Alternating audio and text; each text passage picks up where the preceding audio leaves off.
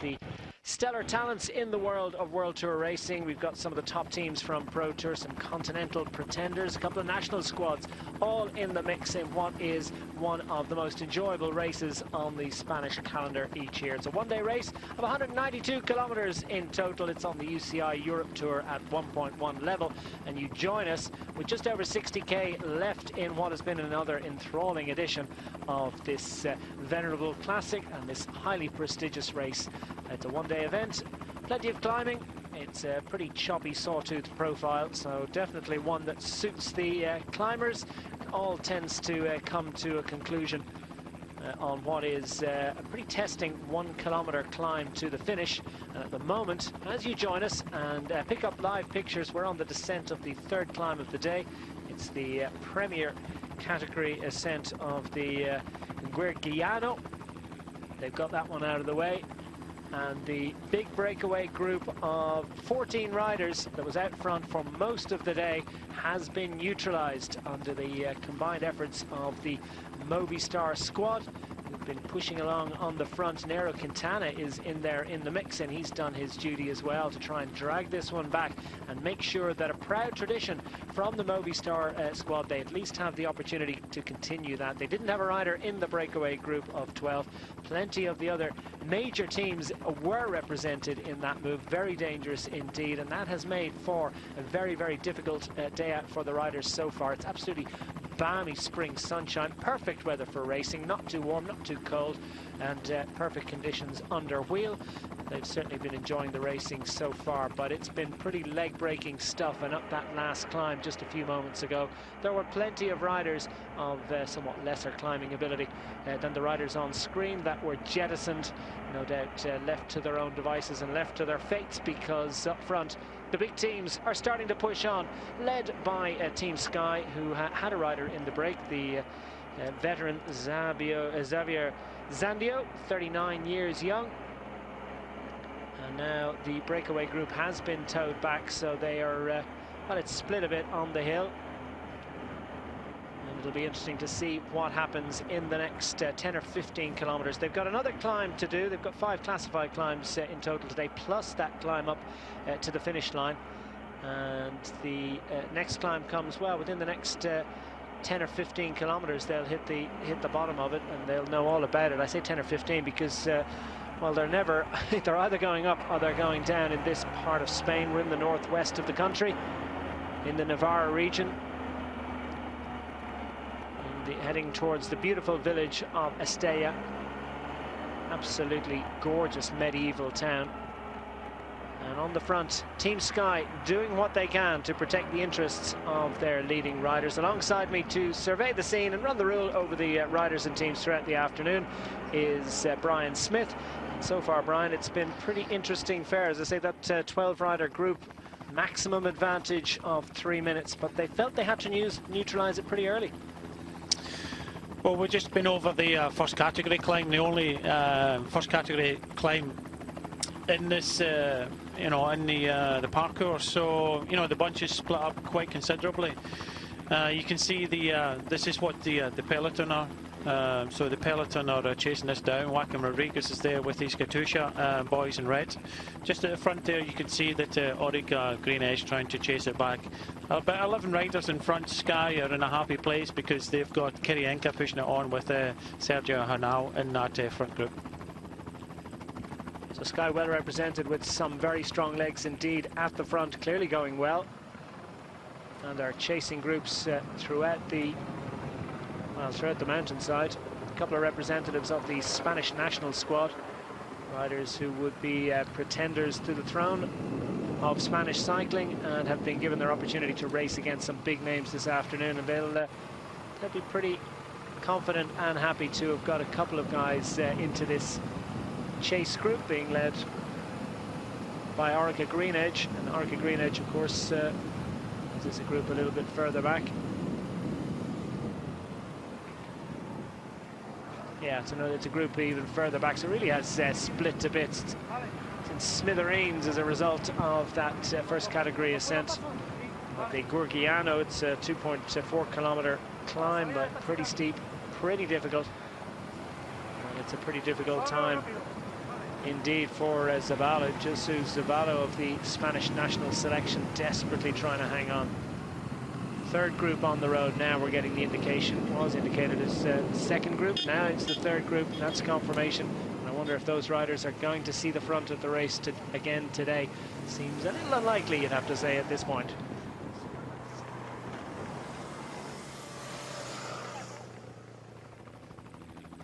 It's the Grand Premio Miguel Indurain for 2016, the 60th edition of this event, named after one of the great names in Spanish cycling, five-time Tour de France winner, Miguel Indurain, a man who won this race himself back in 1987. And you join us at a moment when the hammer is really down in a big way.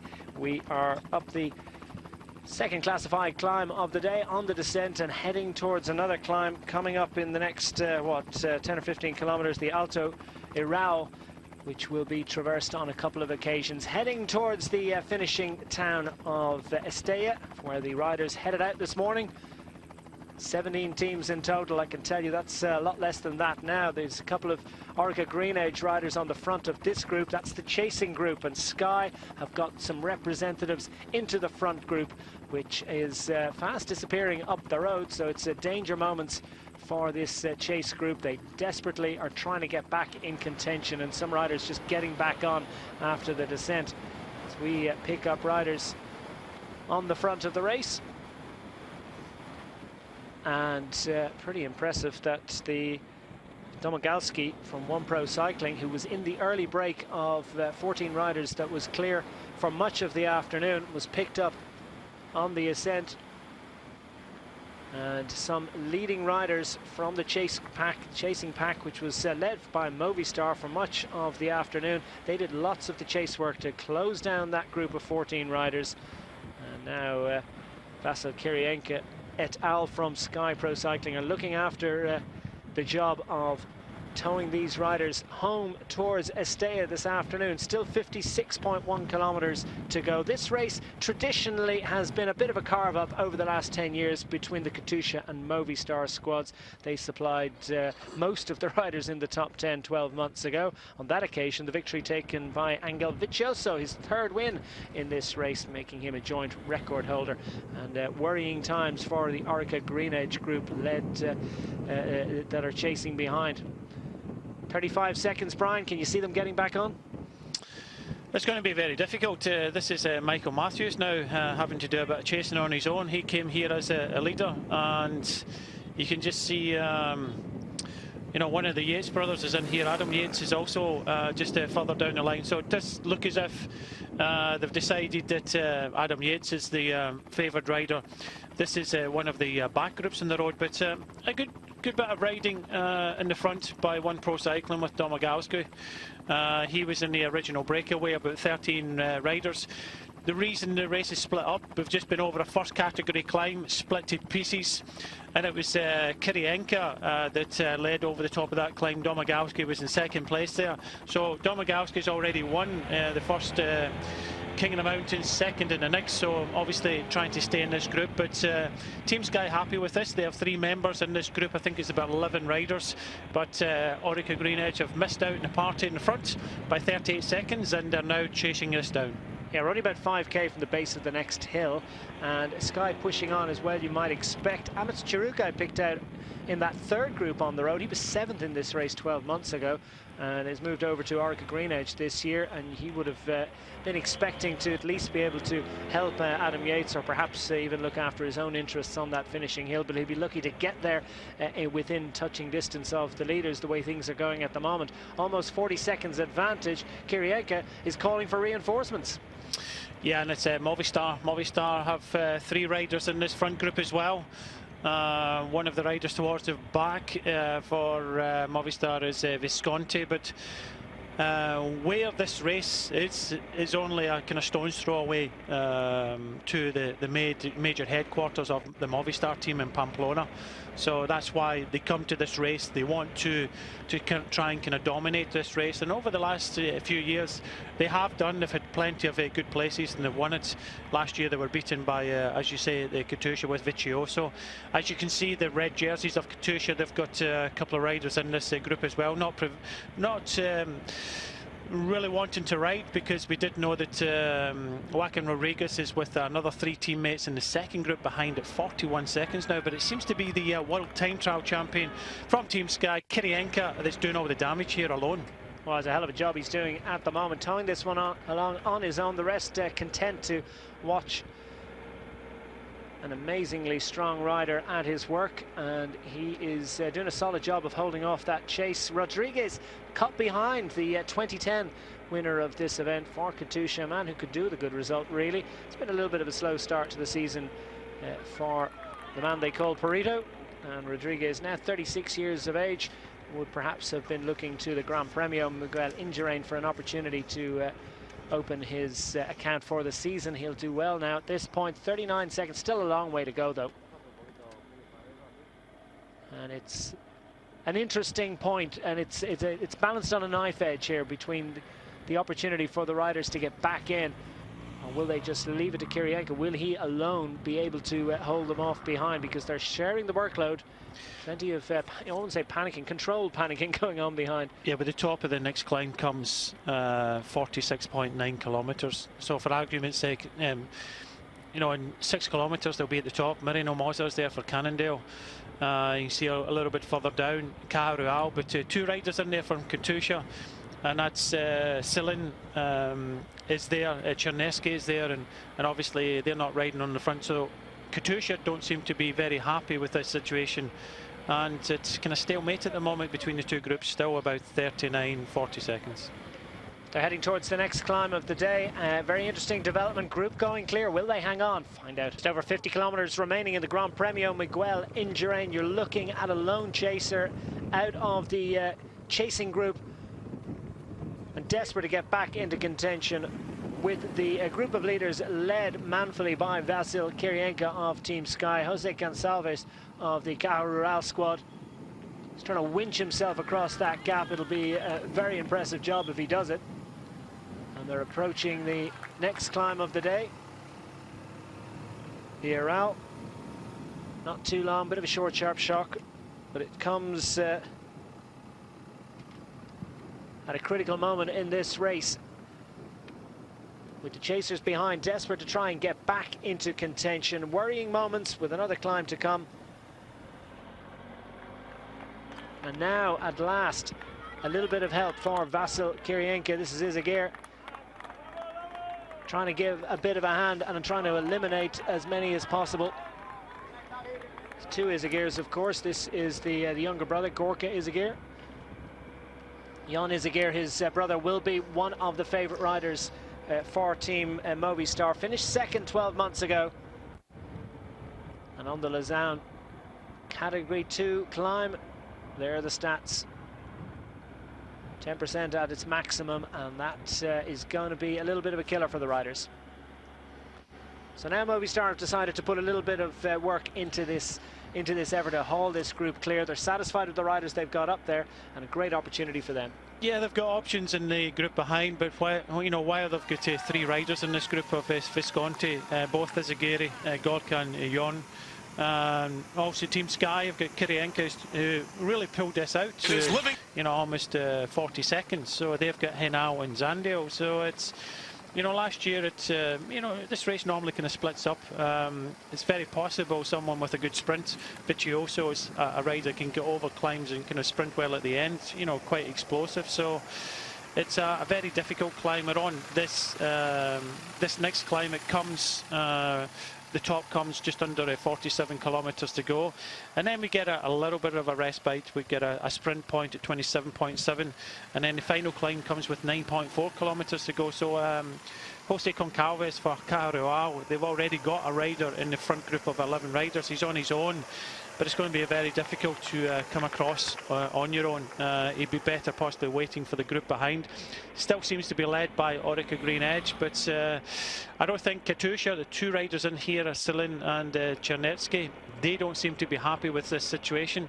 I think Rodriguez has got 3 other teammates with him in the group behind, so whether they'll help the likes of Orica Green Edge, we do not know. But the riders in the 11-man breakaway does include Kirienka Henao Zandio of Team Sky, Visconti, Gorka and Jon, Izagiri, Celine Chernetsky of Katusha, Moreno Moser's there in for Cannondale. Domagalski doing a terrific ride today, already first and second in 2 of the King of the Mountains. Should be leading that competition at this moment. And one other rider from Kaharua will still have to kind of pick up, but this is the peloton. It's swelled slightly, but it does look as if the Orica Green Edge riders are still towards the front. So some reinforcements have joined that second group on the road. Is that an indication that they've got some extra legs that will help them in the chase, or is it a worrying sign that they really weren't making great progress on the riders up front, and indeed were chased by riders who suffered on the previous climb? They'll be hoping that it is the former, not the latter, because Orica Green Edge have certainly missed a trick here.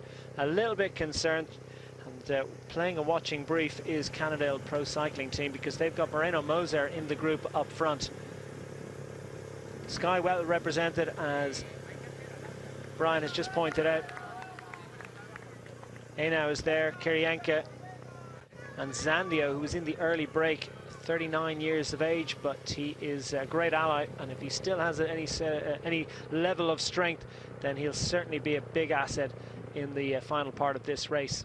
Orica Green Edge, certainly a worried team at the moment. They came to this race, well, with high hopes, with Adam Yates on board, winner of San Sebastian last year, and Amos Chiruka, as I've mentioned a little earlier, finished 7th in this race 12 months ago. Clearly it's a race that suits him.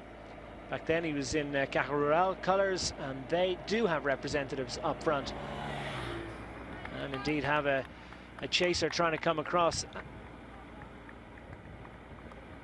Team Movistar looking good at the moment. Both Izagirs and Visconti, double Italian road race champion, and a man who knows how to find his way to the finish at the head of a group. So they've got decent riders of real ability as they hit this other climb. Yeah, Team Sky and Movistar combining well together. The other teams represented just kind of sitting back, as I've already mentioned.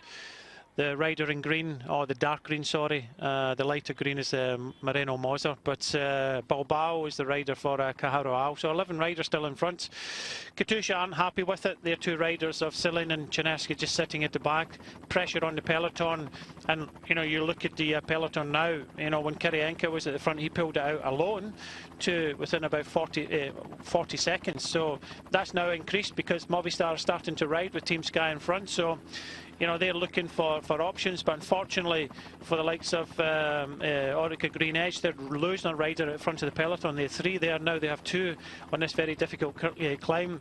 Still in between the gap is Concalves of Cajarroal, doing a terrific ride, but it could be all for nothing in the end. Yeah, it's a brave ride, no doubt about it, but for Gonçalves, it's surely a little bit of a folly. Is there any chance that he can possibly get himself across? Seems unlikely to our eyes, but well, he certainly feels the passion and he's pushing hard. And there are riders already starting to get dropped on this climb. The Lausanne, just to clarify that, 3.9 kilometers in total.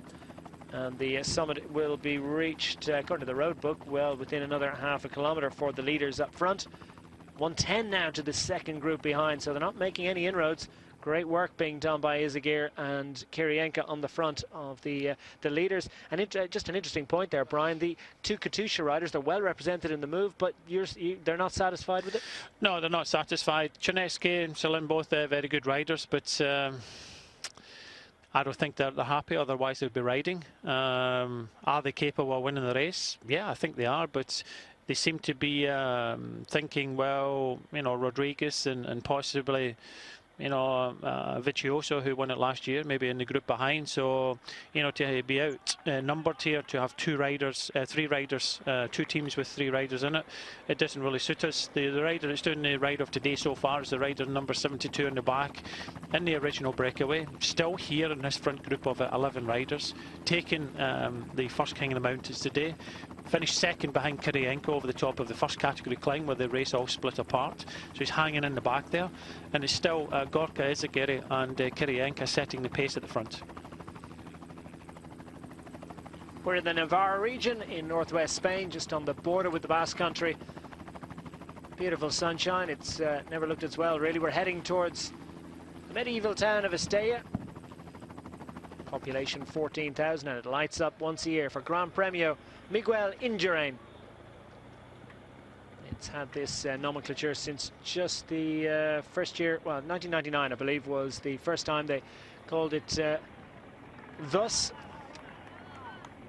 Previously, it went under various different monikers. Campeonato Vasco Navarro de Montana, it was known as back in 1951, when Hortensio Vidarreta took the first of his 3 wins. 3 wins is the maximum. Several riders have managed the trick. Juan Fernandez back in the late 70s and early 80s. And as we've mentioned, Angel Vicioso rolling back the years to take his 3rd victory 12 months ago. Sorry, just to interrupt here. We're just mentioning Domagalski, number 72. We're nearing the top of this climb, and so he's wanting to take some more mountain points, and he goes over the climb in front of Kirienka, who just takes a sip and throws a little bit of water on him. Maybe wasn't so happy with that, but at the end of the day, I think he's doing all right. He's in obviously a 2nd division team. He's taking the first King of the Mountains. Kirienka beat him in the first category climb, and over the top of this climb, he's taking maximum points. And obviously, he wants to try and get on the podium, which should be a good, nice feat for him and Team One Pro Cycling. Super effort by Karol Domagalski, the One Pro rider from Poland. 26 years of age, 18th overall in Tour of Langkawi this year, so clearly not phased by steep hills, and not cowed by World Tour company either. In This the is early another, break and decided to hang on. Sorry, Declan, this is another rider from this part of the world, Amit Sharuka, the Basque rider. In fact, when he was riding, I think he was riding with Cajarual last year. This is their home region. Navarro is the home region for Cajarual. And we just seen Concalves come back there. The reason why he kept it going so much is because this is their home. They want to show well. They've got Bilbao in the breakaway, but Amit Sharuka just takes them over the top there. 107 it was when they crested, and still a long way to go.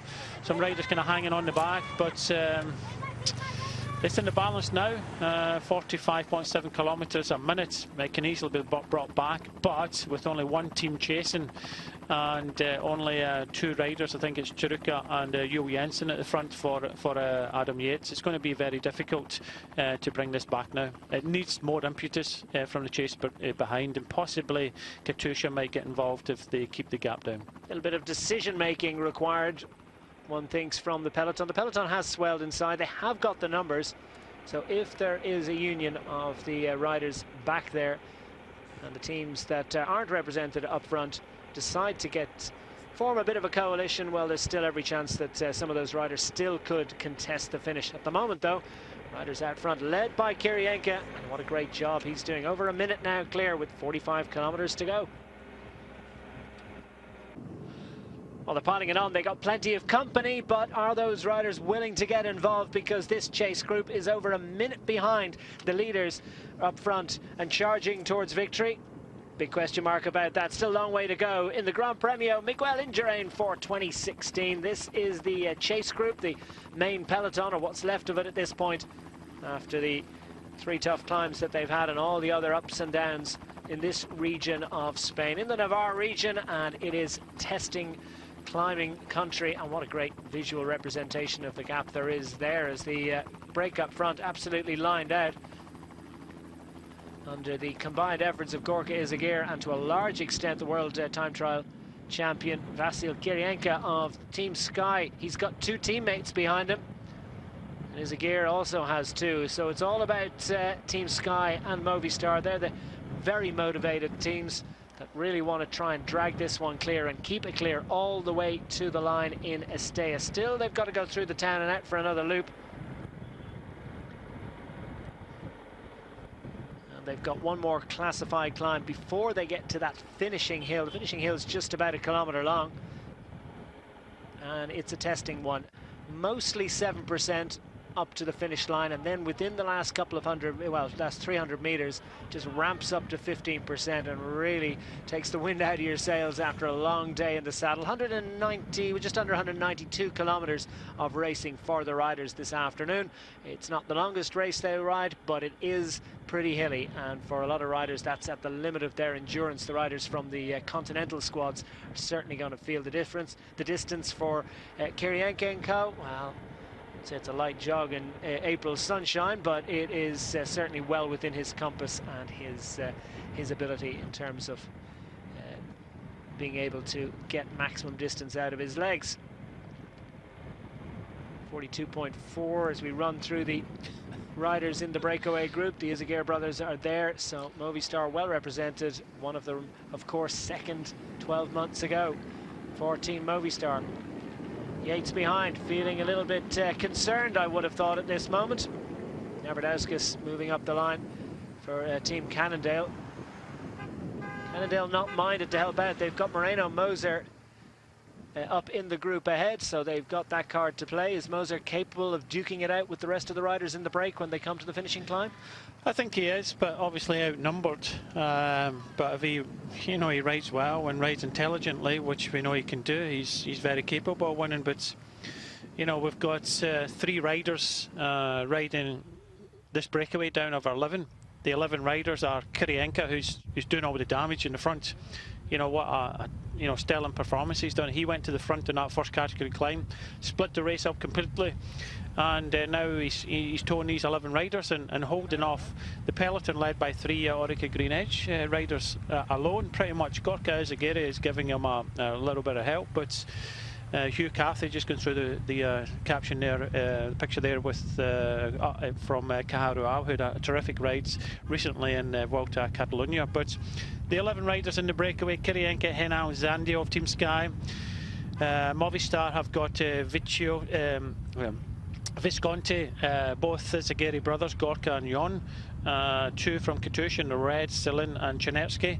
Bilbao's there for Cajarual, and the dark green and the kind of lighter fluorescent kind of green is Moreno Moser. But I think for me the rider of the day so far is one pro cyclist, Domagowski, who's won, there's 4 King of the Mountains today. He's won 2, finished second just to Kirienka, the first category climb. So we'll be seeing him later on the podium. Let's hope he can top this performance off in the King of the Mountains with a good finish result as well, which I think most fans of, all fans of One Pro Cycling will be loving this and seeing Karol Domagowski dominate that King of the Mountains competition so far. And let's hope he can pull off a very good result and finish in the top 10 today. Well, there he is, the One Pro Cycling Team Cara, driven by Phil West up towards the front, and some well-deserved sustenance for Domagowski, who takes his position back at the back of the breakaway group. He won't be doing too much work, and that's perfectly understandable. Doesn't have to do anything. He's been in the break all day and picking up King of the Mountain, so he just has to stay there.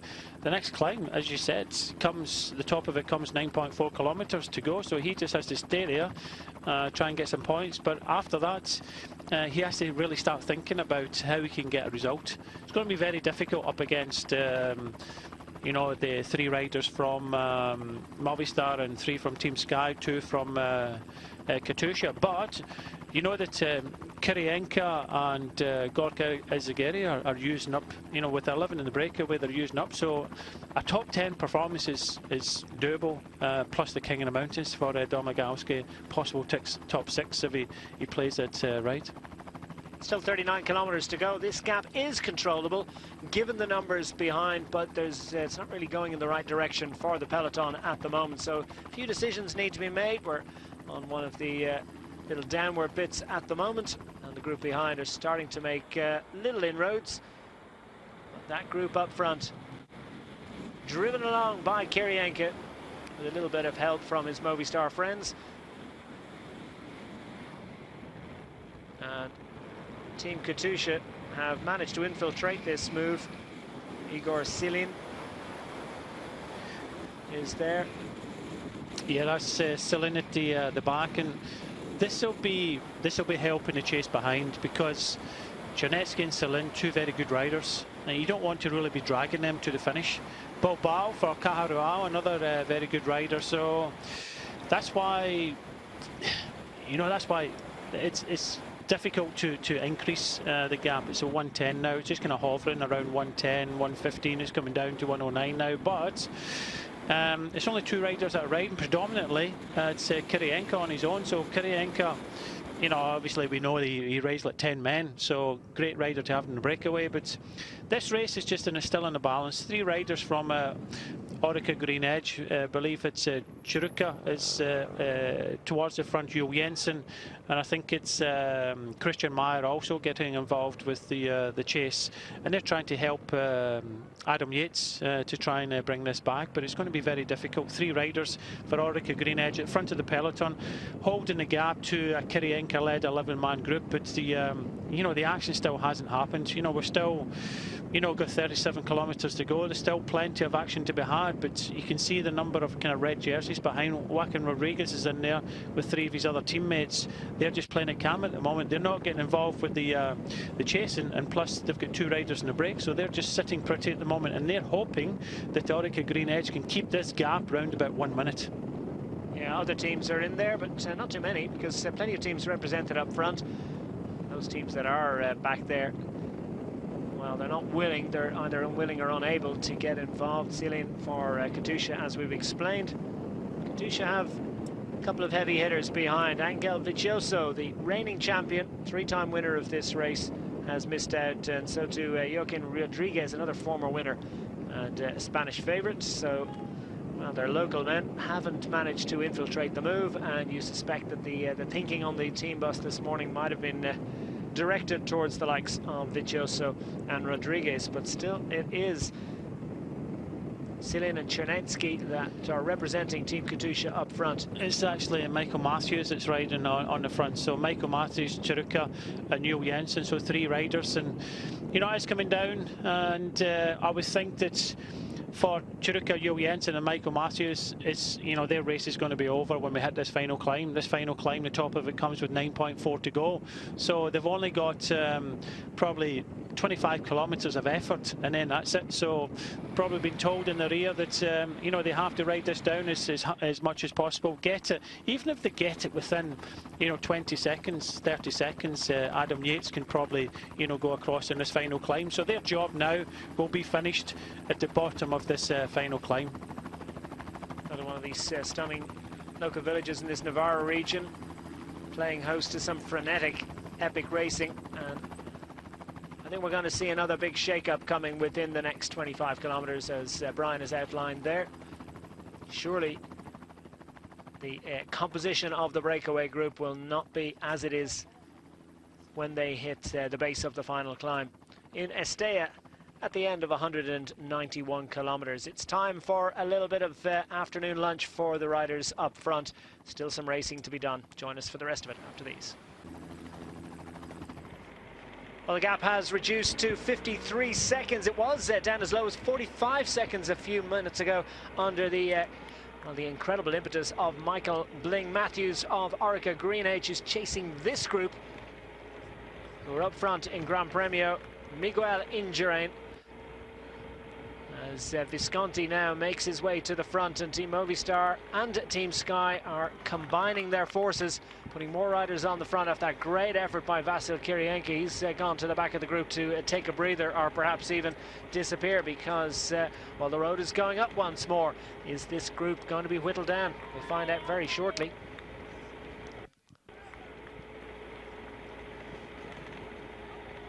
So Team Sky and Team Movistar working well together. They're putting their combined forces onto the front of the group as Team Katusha continue to watch behind. It's nervous glances over their shoulder, because the chasing group, the peloton behind, now less than a minute behind. Michael Matthews absolutely burying himself, giving his last, bringing it down to 45 seconds. It's gone back out a little bit in the last few moments as Visconti really piles it on the front of the lead group up front. So the battle is joined in no uncertain terms. There's a hell of a scrap out on the roads of the Navarra region for the honours in this year's Gran Premio Miguel Indurain. Will this group manage to hang on? Well, they've just one more classifying climb to go, and then they head up that final climb that arrives inside the final kilometre. Lots of tough racing to be done before they get to it, but the gap has come down less than a minute, so nervous moments for the group up front. Vicioso and Rodriguez. Vicioso, the old man now, began his career in 2000. Old man is relative terms, of course. He's still a very young man at 38 years of age, but in sporting terms, coming towards the end of his career, you would expect. And Perito is also 36 years of age, so Katusha have a couple of old stagers who the crowd would like to see come up with a decent result this afternoon. And Maxim Belkov is still there. He was in the break early on. He got caught, but he's managed to hang on with the peloton, so a good solid effort from him. And it'll be interesting to see whether Katusha feel the need to chase. At the moment, they're happy to leave it up to Chris Juul Jensen of Team Orica Green Edge. Certain frustration from, was that Navardowskis? Team Cannondale believed that lead motorbike needs to go on and not provide any assistance to the chase because, well, Team Cannondale have a representative in the group up front in the shape of Moreno Moser. Yeah, we see this happening you know, far too often these days with the camera bike. He's coming back again, and I was just looking at it from behind when we were looking at Joaquin Rodriguez, the camera bike in front, and you know, the rider in front of the peloton will just follow that bike, and even in this position now, he's still getting a little bit of benefits. Unfortunately, Domagowski has been dropped from that 11-man group just in that acceleration and that climb, and he's coming back, but still, ride of the day so far. You know, 2 King of the Mountains, second in the other. Does look as if he'll take that King of the Mountains crown in this edition of the Grand Prix Miguel Indurain. So it's been a good performance, but unfortunately just found it a little bit difficult in that last drag. But saying that, Orica Green Edge came to the front, really used up Michael Matthews. He came to the front, he brought it down to, I think it was about 44 seconds. And then, you know, Movistar in the breakaway came to the front, especially Visconti, and had to push hard up that climb, and that's where Domagowski was dropped. And the pressure has pushed it out again to just over a minute. But I'm thinking, well, you know, Michael Matthews really brought that back down pretty much on his own with that big turn. He swung to the side and then went straight out the back of the group. They're struggling still Juul Jensen and Saruka, Ami Saruka, now riding for Orica Green Edge, second and third wheel, or sorry, fifth wheel. But constantly, and we see the waving constantly, the motorbikes in the front of the race that are bringing these pictures, you know, are aiding the chase. And just as we say that, on to the next climb, and it looks as if Kerry Enker's race is over as he drifts out the back. Well, great job from him to take them to the base of this climb. It's not very long, it's only about 600 metres or so, but you can see it's pretty short, sharp, and a hell of a shock to the system inside the final 30 kilometres.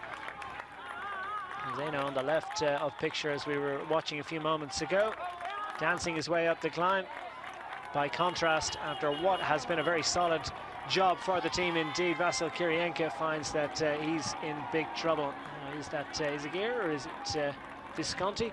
Entirely sure. We'll wait to Visconti's at the front of this group, Declan, now, but it's whittling away, and already you can see that one of the Katusha riders is in a little bit of difficulty. So Visconti kind of leading the way here. He knows that the pressure's on.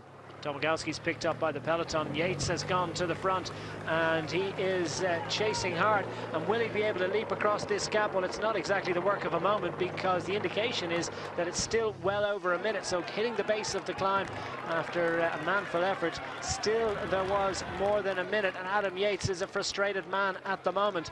Looks like he's going to have a bit of trouble. The trouble here, Declan, is You know, he's used up his teammates. They weren't able to bring it down. Michael Matthews brought it down to about 44 seconds. It did go up. They were trying to bring it down quickly for Adam Yates to go across. Unfortunately for him, in this next climb, the gap was over a minute. Okay, he's knocked quite a few seconds off, but he's got one of the riders from Movistar with him. Just behind, he's got riders from Cannondale. He's not going to get any help. Can he go over with Daniel Moreno over this gap of just under 1 minute to the riders in front? I think it's a huge ask of Adam Yates. Belkov from the early breakaway finds himself at the back of the peloton. He'll do well to hang on in that group as Danny Moreno has accompanied Adam Yates on the chase across. It's going to be a big ask, but for Yates to have a rider of the caliber of Danny Moreno for company, well, at least gives him a fighting chance. Moreno, of course, former winner of this race back in 2012. He's now 34 years of age, so definitely not in the first flush of his cycling youth. And now the gap is seesawing again, goes back over a minute as indicated. So no great headway made on that short, sharp shock of a climb. Yeah, the only thing it did do was get rid of another 2 riders. So we've gone from 11. Domagowski was unfortunately dropped, and then we've lost you know, one of the Izaguirres from the group, plus Kirienka. So it's still 2 against 2 for Movistar, but now, you know, the riders in red from Katusha brought into play. So there's 3 teams in this front group of 8 with 2 riders. The only other riders that are in this group is Cannondale's Moreno Moza and Bilbao of Cajarual. They're just, you know, riding on the wheels, but it's difficult to ride on the wheels when you get these hard climbs. But for Adam Yates with in this group behind, we don't know if anybody else is gone with them, but he has got a former winner with him in the group behind, and it's going to be very difficult with Daniel Moreno. He won't contribute because he's got 2 riders in front, so it's going to be very difficult for Yates and Moreno to come across this gap. Sitting at 53 seconds, but it's going to be huge. Even if he does make it, it's going to be difficult to recover because, as you know, Declan, this race is up and down the whole time, and it's going to be a very difficult finish.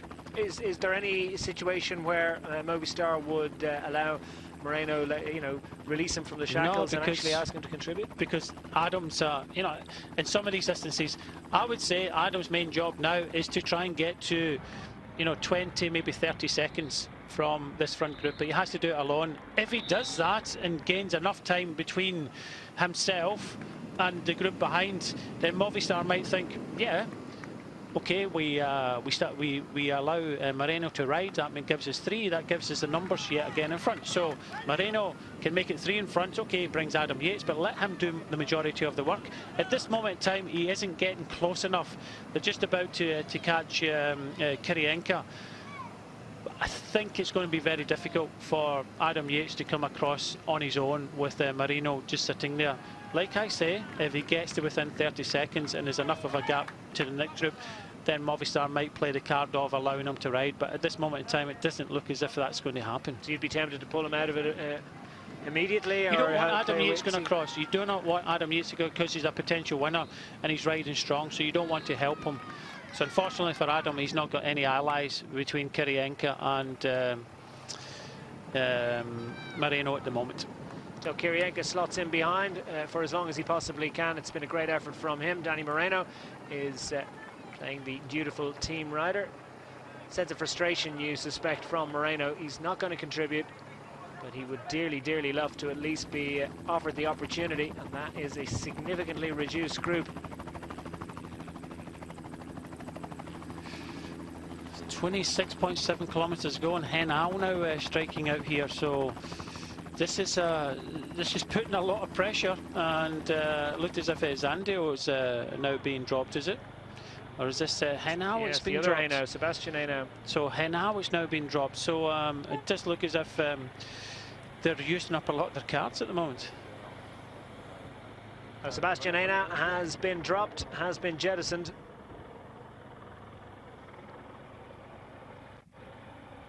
And that sense of frustration that Sky are not going to carry quite the numbers that they had hoped for through to the finishing climb. this afternoon, but that's just giving you an indication of what a hectic day it has been for the riders in the saddle. Still over a minute to the chasers behind.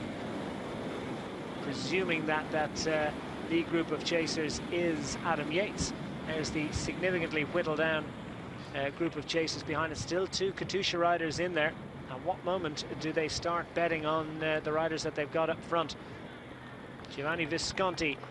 In fact, the numbers that have been brought up to us before, it's actually Sergio Henao. So Henao is still in the front group here, but his brother Sebastian has now been dropped. So when we said Zandio was the rider in the breakaway, that was the wrong number that came to us. So we apologise for that. Kirienka and both Henao brothers. So 2 sets of brothers were in the original breakaway.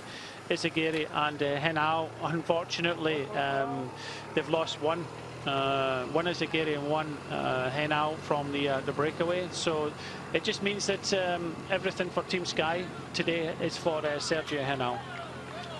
They're gathering up numbers in this chase group behind, and Adam Yates must be, well, feeling a little bit of heat on his collar because nobody's helping out. Tom Jelte-Schlachter is well capable of doing a decent ride, 9th in this race last year. Pierre Rolland, big move over to Cannondale this year, yet to pay dividends. This could be the kind of race that he could really kickstart his time with the Cannondale team. Adam Yates rolling the big gear. I suspect that he's doing a lot of thinking as well as hard riding at the moment. Nobody willing to help. Those Cannondale riders have Moreno Moser ahead in the group. They're not going to help out. Danny Moreno's not going to help. He's got plenty of Movistar representatives up front. And of course, Vasil Kirienka, even if he could, I'm not so sure he could. Even if, yeah, he certainly wouldn't. And I'm not so sure he actually can at this point. You know, the only other team that has to look at this is Cannondale, and just as I say that, you know, Pierre Rolland looks as if he's he wants to try and do something. They do have a rider in front, Moreno Moser, so, you know, we're down to only 7 riders. Moreno Moser, Selin and Chernesky of Katusha.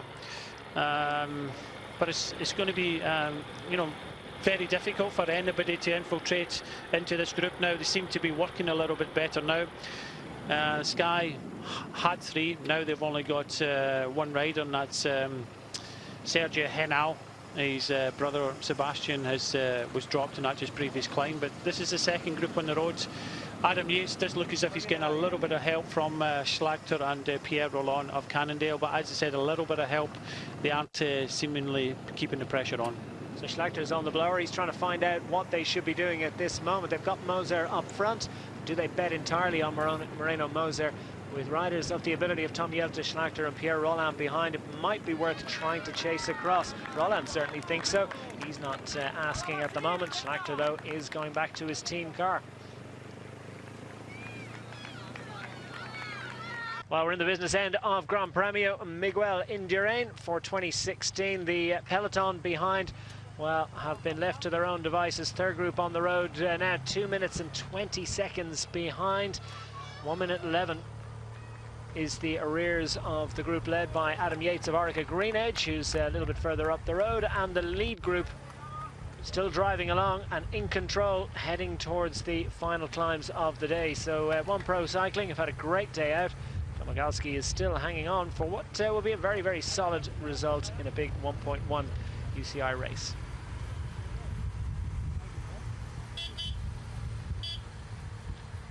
Great performance by One Pro Cycling. James Oram and Domagalski are in the third group on the road, but looking up front and surveying the scene, well, Sebastian Henao has managed to get back to the leading group, so his cousin, not his brother, his cousin Sergio Henao is in there as well. So 2 riders from Team Sky and 2 riders from Katusha as well, who've managed to box clever and save their energy as best they possibly can for this business end of the race. The chasing group behind now at 1 minute and 12 seconds. The big impetus there coming from Adam Yates, and well, fits and starts of help from some of the other riders in that group. They're not entirely sure what they should be doing. There's some very heavy hitters indeed in that chase group, but they've got representatives up the road, so some big decisions to be made. The peloton, you would suggest, are probably out of it at this stage, but still 2 minutes and 18 seconds with just over 20k to go. I suppose it gives them a racer's chance of getting involved at the back end. Certainly these riders up front can't think about jockeying for position and trying to finesse. There can be no gamesmanship at this moment. They still have to push on because there's a lot of, they've got to consolidate that gap before they get to the point where they can start to race each other. And that was a great effort from Sebastian Hainaut, number 32, to get back onto the front of the group, and he's giving it all he can to the bottom of the next hill because he was dropped the last time the road went up, so the expectation, I think, is that he'll suffer next time it goes up. So Sergio Hainaut benefiting from the impetus and the effort of Sebastian Hainaut at the moment. Visconti at the back for Team Movistar. They've got 2 in there. Team Katusha have 2 in there. 3 times 2 plus 1 each from Cannondale and Caja Rural. Moreno Moser and Peo Bilbao, respectively, for those 2 squads. And that's your lead group up front. This, the chase group, just under 1.5 minutes. And a little shake of the thighs for Adam Yates, perhaps feeling the miles at this point. Yeah, it was a good effort. Unfortunately, his team never got him close enough on that steep climb. As I said, get him within 20-30 seconds, he would stood an opportunity. Michael Matthews was doing some huge turns, but you know, to hit the bottom of this climb over a minute behind, and it was always going to be a difficult situation for Adam Yates at the back here to go across the gap. He tried to go away, but you know, Cannondale, you know, want to keep this rolling along, but it's going to be just rolling along. The 2 riders from Movistar, one, Danny Moreno, went with Adam Yates, one was dropped, Gorka Izagirre, number 18. Kirienka. So, you know, these are the 8 riders that are in front, and it's already proven today that they are the strongest riders. They went away originally 11 riders on the first category climb. They've used up some of their teammates, but you know, it looks as if Team Sky want to kind of control this. Movistar have got 2 riders. Katusha are the kind of silence in the breakaway, because the 2 of them with the red jerseys on, Silin and Chernetsky, have done nothing whatsoever. Moser is a danger in the green of Cannondale. Visconti looks probably you know, a big danger for Sergio Hainaut. But it seems to be Sebastian, his cousin, seem to be doing all the riding at the moment after being dropped in a previous climb. He's keeping the pressure on, and you know, just look at that time gap. It's gone up over 1.5 minutes now with 18.5 kilometers to go. Sebastian Hainaut driving things on the front. There's nothing like the same impetus behind from the chase group now. 1.5 minutes plus 5 seconds behind, and surely going south at this moment. Inside 20 kilometers to go. They're going to duke it out between this group. Visconti at the back. He knows how to get to the finish line, doesn't he? He's won a stage of Giro d'Italia in the past, couple of Italian national titles to his name. His fellow countryman Moreno Moser in the green of Cannondale, a little bit further ahead, and then the darker green and white colours of Caja Rural, represented by Peo Bilbao. Don't mention much about him, but he's done well in this race in the past. Top 10 last year, 10th across the line.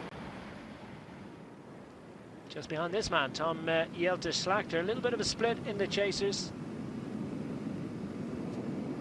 What's this all about? Pierre Rolland, you sense, is not entirely on message with the Cannondale decision not to chase Moser.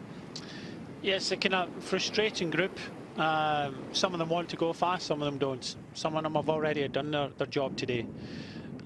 So, you know, when riders get dropped, riders coming forward, you're always getting in a group where it gets a little frustrating, and it seems to be getting a little frustrating for Pierre Rolland. And I would say for Adam Yates, he's tried to come across, but it's just not happening for him. And again, Danny Moreno going over, Kirienka pulling it all back. So this is the frustrating group in the middle. The race is in front, but this group here is got a, you know, after making the efforts, it's okay for Kirienka. and Izagiri at the back because they've already been in the race and done their work. But it does look as if this group could actually be caught from the peloton led by One Pro Cycling behind. And you know, obviously there's still an opportunity for some of the riders in the peloton to get a top 10 today. Only 8 riders in front. And it's no one's fault. It's just the way the tactics have played out. It's the way the cards have fallen, and all the riders are doing what they're told to do and what's expected until of the them. next climb, you know, that group will split up because the weaker riders will be shaken out. But on the flats, you know, it's easy enough to follow the wheels. One thing pro riders are good at is following wheels. And it's very difficult to get rid of them. So even ex-pro riders, when they're out in, you know, different chain gangs. But, you know, in these sort of roads, it's very difficult to get rid of anybody. And Adam Yates and Pierre Rolland are trying to do that. They believe that they've still got a lot of punch in their legs to try and come across and make a race of it. Unfortunately, in this part of the course, they're going to have to wait to the next hill to make an acceleration and get rid of the riders that they're with. But they're only less than 30 seconds in front of the peloton now. Yeah, it's looking increasingly likely that they're going to be caught by the group behind. Just make it 2 groups that we're interested in seeing on the road. And I suspect by the time we get to 10k to go, maybe even a little less than that, it may only be 1 group. This is surely going to split up inside the last 10 kilometers. And Sebastian Hainaut is going to leave everything, I think, in these next 6 or 7 kilometers. He's going to see what he can do to try and set things up for Sergio Hainaut. Has he got what it takes? That is the question. Which of these group has the legs to take the victory in Gran Premio Miguel Indurain? When they arrive back into Estella, they've got to wind and twist their way through the medieval streets. Then they've got that final kilometre, which, as I said, most of it is sort of a steady 7% with switchbacks, and then a little ramp up inside the last few hundred meters just to really test the legs. Then it sort of levels out again inside the last 50 or 100 meters, by which time, well, there won't be too many left in contention, and very unlikely to be any of these riders because they're within 15 seconds of being caught, and it's all done. Well, Adam Yates, he did his best. He did his thing, didn't he? I mean, he did what he could when he got to that last climb, but he had just been presented to the bottom of that climb by his Orica Green Edge team, just that little bit too far away from the group in front. A minute was too much of a deficit for him to close. Look, it's a very difficult thing to do when you're limited in your firepower behind as a team, and you want to help, you know, your leader. What do? Do you ride easier on the climbs, keep it together, and try and keep it within a minute? That's always in this terrain. It's always, you know, when the break was coming back and Adam had to make a decision whether he tried to go and take a chasing group with him. But unfortunately for him, the chasers, you know, he's got Sky and Movistar in there. It's not going to help him. So unfortunately, it's been the wrong tactic today. It could be a good tactic for another day, but at least he tried. But unfortunately, Adam wasn't there when the selection was made in the first category climb. Whether he was going through a bad patch, sometimes riders do this, but unfortunately on this, since that last climb when Sebastian Hainaut was dropped and then he came back on this part of the course, this is where you do need your team mates, because you know, you can sit in the front, you can do a little bit of work and bring the groups back in front, because it's kind of stalemate at the moment. 16.9 kilometers to go, 2 minutes. It's only one rider riding. It's only Sebastian Hainaut riding at the front now. It was Kerenka before, but just look at the time gap back to the peloton led by One Pro Cycling, and it's been a top effort there. I think it's James Oram. It seems to be helping Domagalski bring this second group back together. Yeah, big result on offer for the peloton. Okay, they're not going to be duking it out for the win in the race at this moment. It looks like it's all done. The ticker not clicking down the kilometers, so I think they could be a little bit less than 16.9 kilometers to go. Maybe it's a long kilometre. I bet it feels long at the moment. Maybe it's an Irish kilometre. They all seem to be longer. You find the longer ones happen towards the end of a race, I find. Yeah. Wow, look at that. Epic scenery, and not a moment to take in any of it. Still 16.9 kilometers to go. One Pro Cycling. Great effort, and now they've picked up those chasers. Frustration for Adam Yates. Frustration too, you sense, for Pierre Rolland. And Danny Moreno and those other riders caught in little bit of a tactical conundrum where they weren't really in a position to chase down their teammates up front, especially not with a rider of the danger and the caliber of Adam Yates for company. A nice chase here with Domagalski, again one of the riders of the race so far, taking the looks to be taking the King of the Mountains. Already took 2 today, plus second over the first category climb. So Domagalski from Run Pro Cycling with his teammate there, James Oram, is riding at the front. They want to try and keep it a reasonable gap and try and get a top 10 performance in a 1.1 level race. I think they have got one other rider in this group, and that's Dion Smith. So they're possibly looking to have Dion Smith try and get that 9th or 10th position, because I can't see many riders coming across. But as we say, that one rider has been dropped. Another man dropped. Great effort again from Sebastian Hainaut. I'm not so sure he's going to get back a second time. He managed to just about fight his way back towards the front. Gave what he could to make sure that they reached this climb in perfect condition. And now we're starting to see the guns firing. Is this Visconti or is it Izagirre? Visconti would be the guess, and that, I do believe, is the likelihood. And it's the combined forces of Katusha, Silin, Chernetsky lined up behind. They're on the front for the first time today, on the front of that group at least, trying to chase down former double Italian road race champion Giovanni Visconti, who's the first man to fire for Team Movistar. So the suspicion and the expectation is that they believe that Jan Izagirre could be the man for them today. And Visconti has been sent on a leg softening up exercise. 12k to go is what we're believing now, and we're given to understand as Visconti continues to pile it on.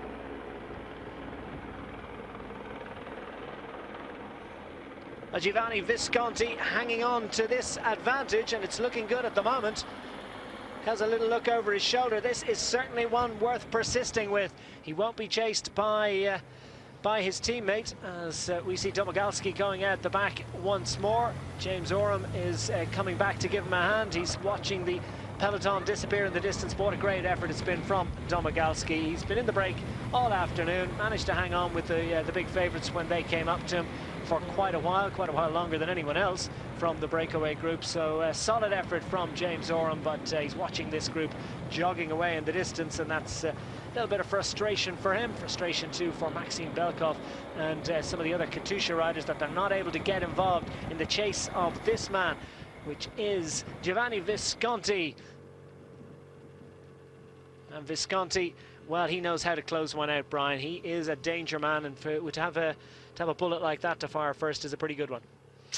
Yeah, and it's putting pressure on the team of Katusha. One of the riders from the Euskadi Basque country disappearing, I'll not say disappearing up the road. He was rider Emmanuel Estevez, so he's attacking the peloton. But yeah, good effort from Visconti.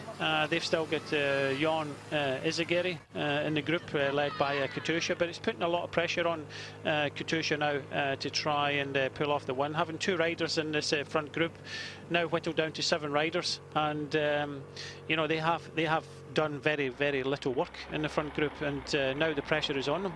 Plenty of activity behind, but have they left it too late? Now Katusha on the front with Silin and Chernetsky. Up the road, Visconti is disappearing in the distance. Interesting that Moreno Moser not minded to try and chase this one down. They've left it to Katusha. They've got the numbers. Sky now down to 1 rider. That is Sergio Hainaut, who might be feeling a little bit anxious at this moment.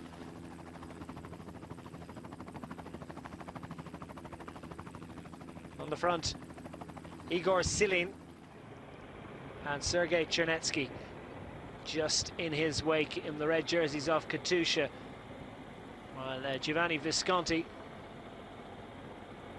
charges up this hill. This is the final climb before they hit the base of the finishing hill.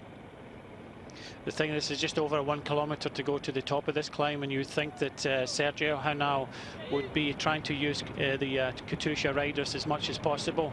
They hope they will limit the gap and possibly try and go over, because if Visconti goes over the top of this climb with 15-20 seconds, he's going to be hard to be brought back. And it looks as if Chernetsky is using Silin as much as possible. They've left that rider on the front. Yeah, it does look as if Chernetsky would be the rider, but just as we say that, it does look as if Silin is now struggling at the back of this group. So Chernetsky is on his own, but you know, this is a nice enough wee gap. There's some sore legs behind, and Movistar have got Jon Izagirre that can just sit on the wheel. So tactically, Movistar looking good. Movistar still have 2 cards to play. Igor Silin just dangling at the back of that group and fighting to stay in contention, and how important that would be for Sergei Chernetsky, his Katusha teammate, if Silin can manage to hang on. Another nervous and furtive look over his shoulder from Giovanni Visconti. Well, this is how it played out a couple of years ago when Valverde won this. He attacked in this climb. 1 kilometre now to the top of this climb, so he's still got to go over this climb. It does look as if some darker jerseys are trying to come across, so it does look as if it's Sergio Henao and Jon Izagirre coming across now, so that still puts Movistar in a very strong position. Well, you called it, Brian.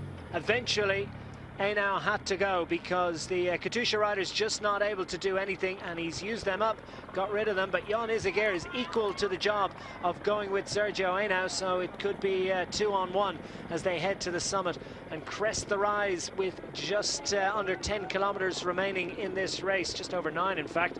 9.4 kilometres according to the road book will be what's left in the Gran Premio Miguel Indurain when they hit the summit of this climb. Will Visconti still be with them, because Sergio Henao has absolutely raced across this gap without any apparent difficulty. Jon Izagirre, no problem staying with them. So the group now whittled down to a select group of 3.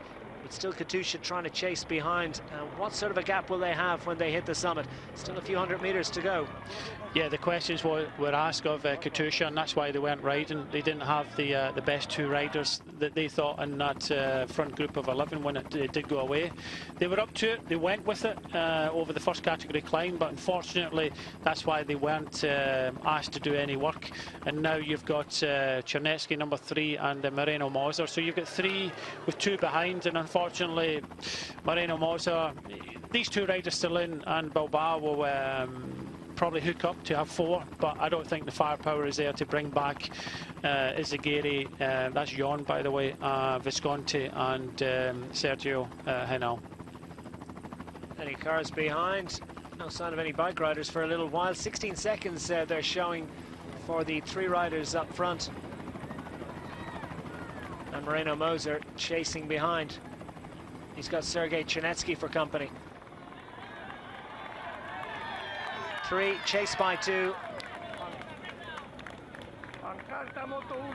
As now Visconti has the honour of leading them across the top, the first man to fire, and Visconti given the honour and given the job. As Izagirre surprises everyone, certainly surprises Sergio Henao by going for it. Visconti's able to respond, which is good news for Izagirre, on the assumption that Sergio Henao is able to close that one down. He is. That's a little skirmish there, a little surprise attack. That wasn't going to catch anyone out, but it's Moreno Moser leads them across, 18 seconds in arrears. Still an excellent chance of getting back in there.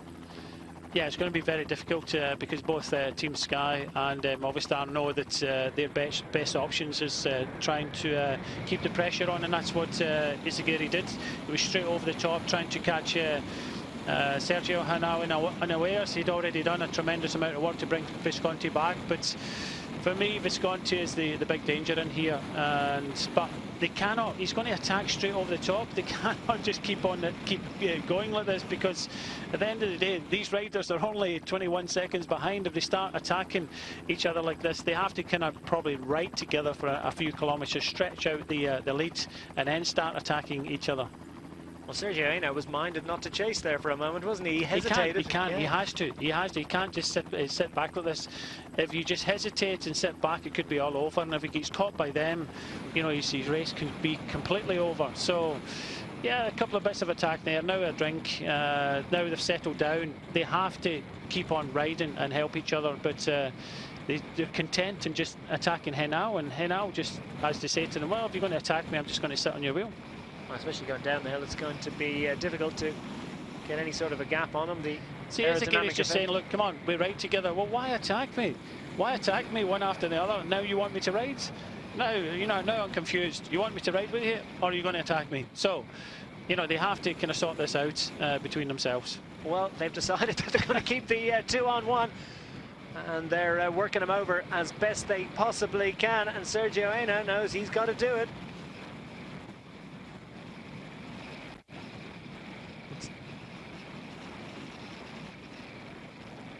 And Henao gets his nose to the grindstone and realizes that he's got to close another gap, and this is going to continue all the way to the line. There's no doubt about it. They're not going to make it easy for him. Well, these 4 riders behind are riding well together, and if these can continue to attack each other, these 4 riders can come back, and Henao's every right to say, well, if you're going to attack me, then you could be losing this race as much as I am. Well, at this rate, they're going to end up dropping Visconti. It does seem a little bit fraught, a little bit frantic, and only 15 seconds to the group behind, which looks altogether more fluid and more coordinated. The thing is, I would not want to bring Marino Moser to the finish here, so they have to help each other at this moment. A little bit of frustration indicated there by Jan Izagir, but perhaps he's contributed to the mounting frustration by their efforts to try and work over Sergio Henao. The 2 Movistar riders up front, Visconti and Izagir, with Sergio Henao for company, and now the 2 Katusha riders behind. Chernetsky is number 3, Cillian is number 6 on the front of this group, and they've got Bilbao and Moreno Moser for company. Moser from Team Cannondale. Still they have to ride, and I don't think that Sergio Henao is going to be in any mood to go around and contribute here. And who would blame him? No, it's in the balance now, 10 seconds. If they start messing around, they're looking around in front. You know, they could combine together to come to the front again and make it 7. And I don't think Movistar Sky would actually want this to happen.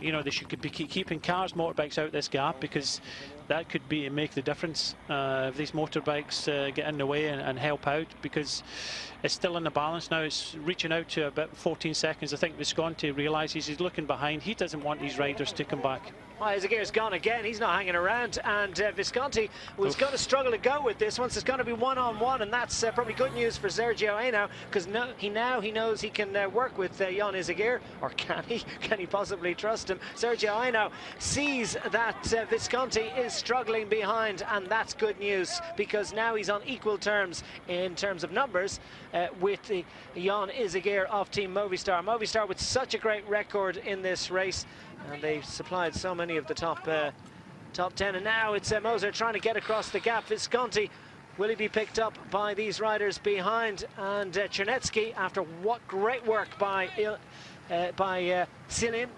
Visconti needs to go with this because this is a danger. If Chernetsky and Marino Moser get across here, then they're a big danger. I've said this all along. Marino Moser is a danger. You don't want to bring him to this finishing line. Henao is in a good place at the moment. I'm not sure Jan Izagir is. I think they should have combined a little bit better together, got over this climb and played out the tactics in the last few kilometres, because it's still in the balance now. Well, Moreno Moser in the green of Team Cannondale. Oh, he's ever so close now. 11 seconds to those 2 riders up front. And Moser, former winner of Strade Bianche, remember, and it has a not dissimilar finish in terms of quite a steep rise up to the finish line. Not a long climb by any means, but one that a rider of his calibre can certainly manage. So too can Sergio Henao. Jan Izagir knows all about this finishing hill. Second 12 months ago, how dearly he'd love to get his arms in the air and take that victory. The gap increases by a few important seconds, and motorbike still in the gap, so opportunities perhaps for the riders behind to get across. Now there's a little bit more cooperation between those 2. Visconti naturally is not contributing at the back after his efforts. Bilbao in the dark green of Caja Rural knows all about top 10 finish. He'd like a bit more than that. Chernetsky just in front. Cillian has managed to make it in again for Katusha in red, number 6. He's driving along in the front and doing what he can with what's left of his energy.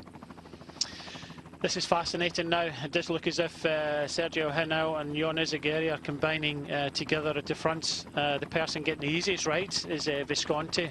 But of the two of them in the front, it looks to me as if Sergio Henao looks like the strongest. But we go over the top of this climb, still the pressure on Katusha. They're the, the riders that have had to do very little in this breakaway so far. Bilbao still in there for Cajarual, but I'll tell you what, if they can bring Visconti back, then he's not out of this one bit whatsoever. Visconti's not riding at the back, and he's getting a little bit of recuperation. Opportunity to get a bit of a breather as Sergio Henao hands on the tops. Perfect 90-degree angle and piling on the pressure as perfect 90-degree angle in his elbow, I should point out. Jon Izagirre with the green helmet and the dark colours of Movistar. The Spanish rider leading the Colombian. The thing is, Declan, they had two Movistar riders with one Sky there. If they'd instead of attacking each other, if they'd have stayed together, in the last few kilometres, then you start playing the 1-2 and tiring out. The tactics come in. But because they started, attacking each other straight away, that means that Visconti wasn't able to stay with them. So it's now 1 against 1 when they could have had, and I think, 2 against 1. But that's the way they played the tactics, and I think at this moment Sergio Henao looks stronger than Jon Izagirre. So 3.4 kilometres to go. It's going to be a tense final because they have to keep riding because this group is only 16 seconds behind them. Oh, what a day's racing we've had so far. 12 riders out front initially, swelled to 14, and then they were caught within 65 kilometres of the finish. They picked up by a select group which included some of the most of the leading teams, and they've all been whittled down now to a group of 2 out front, chased by 5.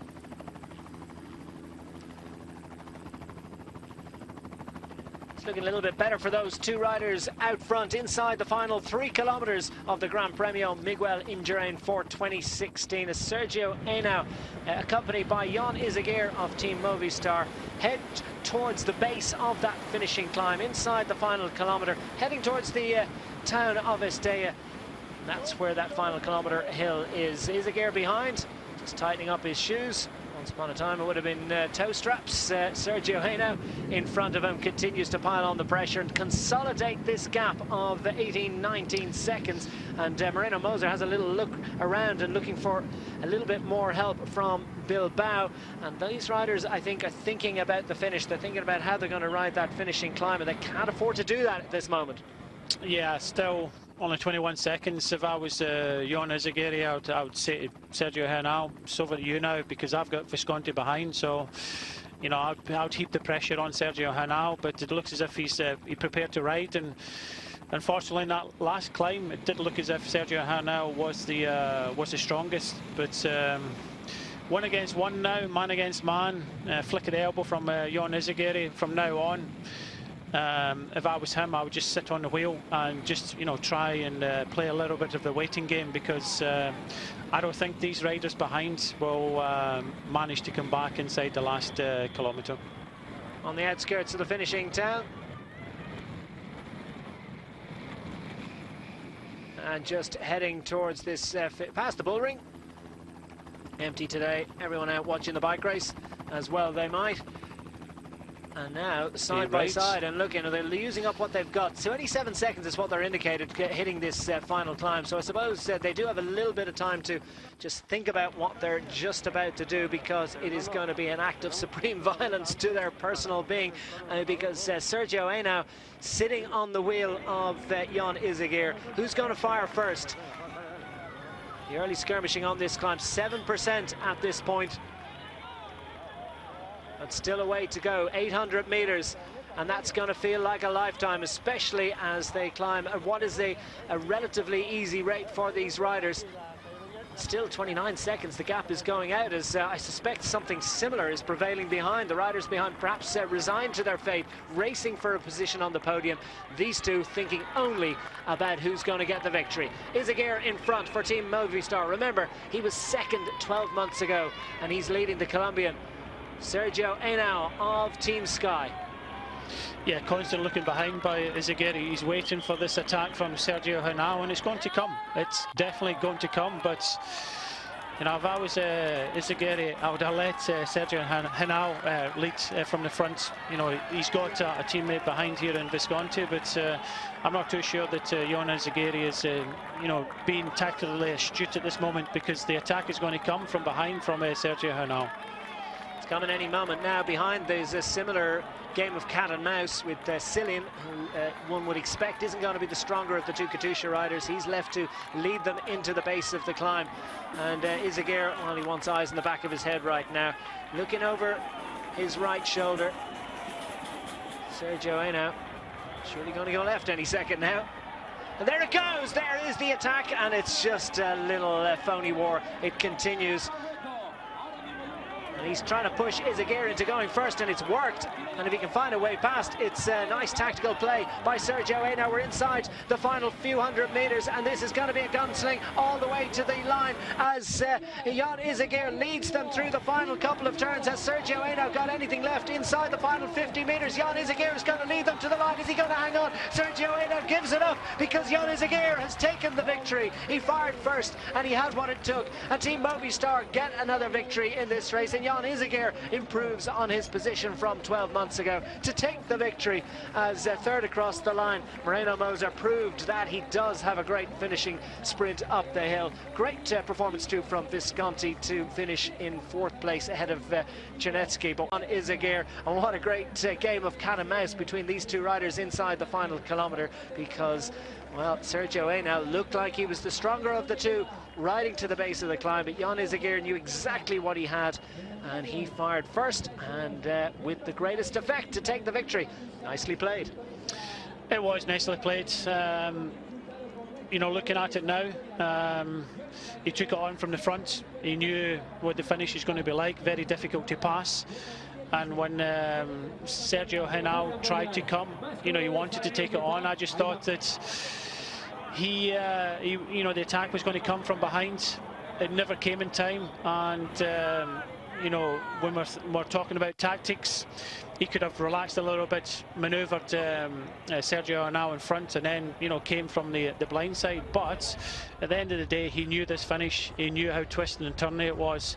Gave Sergio Henao the longest route to the finish. I think that was the difference between the two of them, and hats off to Jon Izagirre. He took it on, and you know, we questioned their tactics, but at the end of the day, a win's a win, and respect to the Movistar team and Jon Izagirre from taking it on from the front. He looked to be a very good Sergio Henao. It just shows you how much it meant to them. This is one of the local races. You know, it's not too far away from Pamplona. After finishing in the podium last year without a win, that's a huge performance from Jon Izagirre. I feel sorry for Sergio Henao. Team Sky rode well today, but Movistar were just the better team in the day.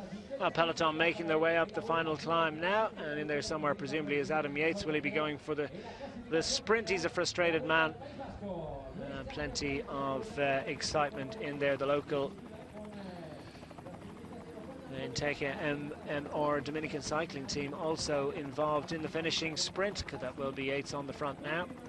I did say about Moreno Moser, 13 seconds in the end. You know, started this climb, what, 30 seconds, 29, 30 seconds behind, so he's got a good finish. This is the young British star Hugh Carthy finishing there. So Hugh Carthy, a good ride in Catalonia, finishing well in this race today as well. Yeah, ninth in Volta Catalunya last week, really announcing himself on the big stage. Hugh Carthy, another great result for him. Another Cajarual rider, one of their, they're from this region as well, so nice to see them getting up there. Oh, what a great ride though by Jon Izagirre, 27-year-old Spaniard, first in the Tour of Poland, won on GC in 2015, fifth on GC in Paris-Nice, just a few weeks ago, and now has added another considerable title to his palmares. Victory in the Gran Premio Miguel Indurain as the riders continue to make their way up the hill. This is Figueiredo of the Radio Popular Boa Vista squad, and he knows he's been in a bike race. Large and appreciative crowd at the finish at the Basilica. Nueva Senora del Puy, built in the 1950s. It's probably one of the newer buildings around here. Adam Yates finally rides somewhat disconsolately to the summit of the climb. Very little interest for him in sprinting for the minor positions. Man of his caliber, well, it's only really first that matters.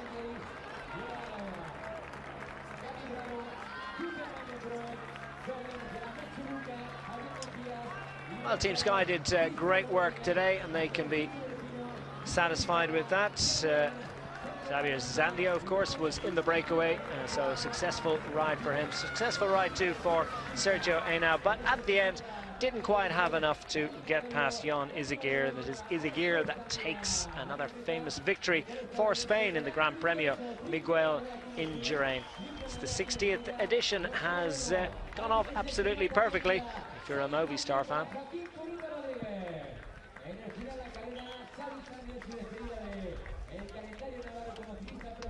And these are the final moments inside the final 200 meters. And Izagirre knew exactly what to do, didn't he? He knew how much it wound and twisted, and how narrow the road was, and how once he controlled the inside line into those final turns, he was going to make it physically that much more difficult for Sergio Henao to get around him. Superb finishing sprint, and frustration once more for Sergio Henao.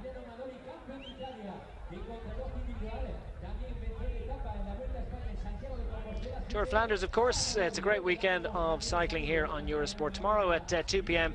CET, that's 1 p.m. if you're in Ireland and the UK.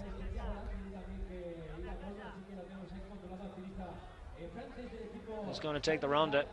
Well, who knows? We know who has taken Gran Premio Miguel Indurain for 2016. It is Jon Izagirre.